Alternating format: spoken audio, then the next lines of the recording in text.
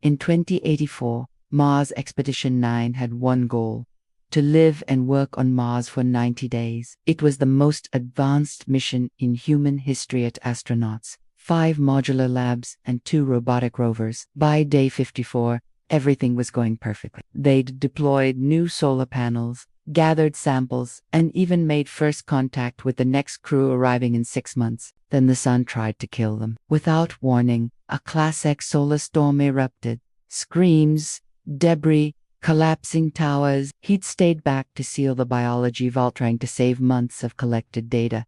A tower snapped in half and buried him beneath steel and Martian dust. Radiation tore through space at speeds Earth's early warning systems couldn't track. The Mars team had minutes. Red alert, panic wind tore through their camp. Static cut off all communications with Earth.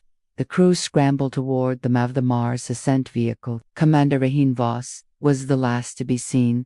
2 muffled alarms and the sound of his own breathing. His suit was cracked. Breathing was shallow. Blood dried against his lips. His heads-up display blinked with red warnings. Oh, critical, internal injuries, life support system offline. His voice became hoarse, his bones brittle, his sleep fractured. With shaking hands, the pilot launched the MAV, leaving Rehan behind. The crew tried to find him, but there wasn't time.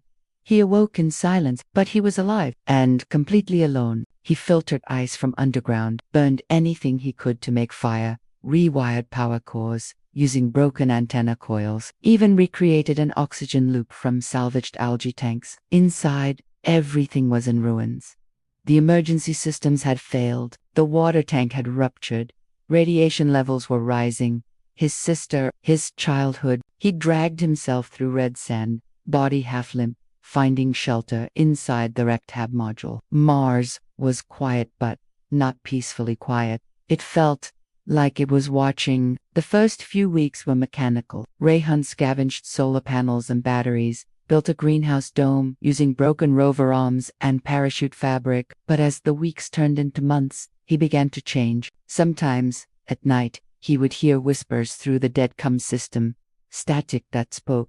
"You're not alone." He'd stare at the dome-esque curved glass and see shadows move even though nothing could move out there. Footsteps outside, breathing. He remembered Earth, the ocean, music, his mother's voice. He recorded logs, but stopped listening to them.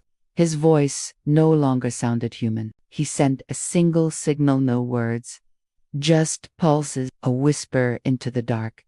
It didn't work at first, so he kicked it, screamed, bled into the wires.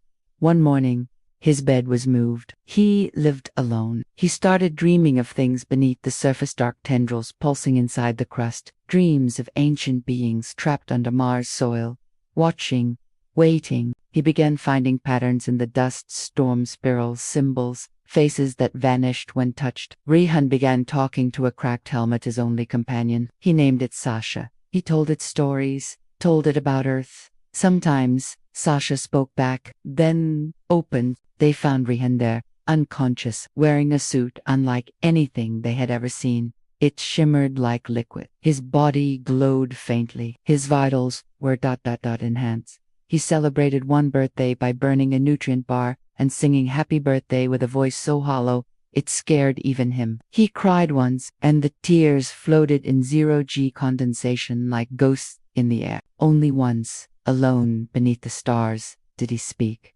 By Sol 700, he'd stopped checking the calendar, stopped counting time, stopped caring.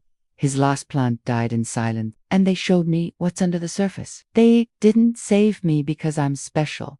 They saved me because they're not done watching us yet. The dome grew cold, and for the first time, he whispered, "I'm ready." But a part of him, a tiny flame, refused to die. So with frozen fingers, he climbed into the backup lab and activated a transmitter older than the mission itself, and somehow it blinked green.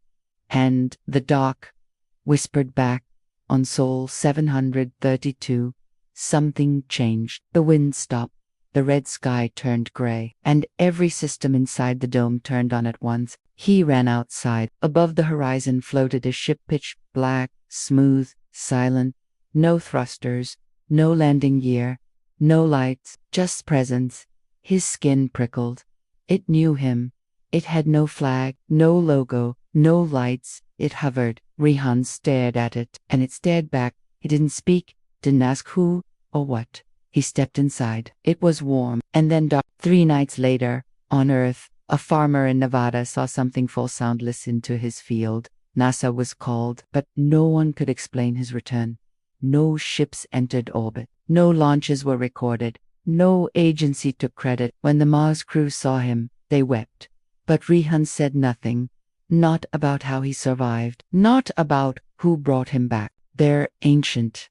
They've always been watching. They don't speak, but they hear everything. They found me in the silence. He was left to die on Mars, but someone or something brought him back. And they may not be what we call merciful. If you want to see what happens when a soldier is left behind on the battlefield, check out this video next.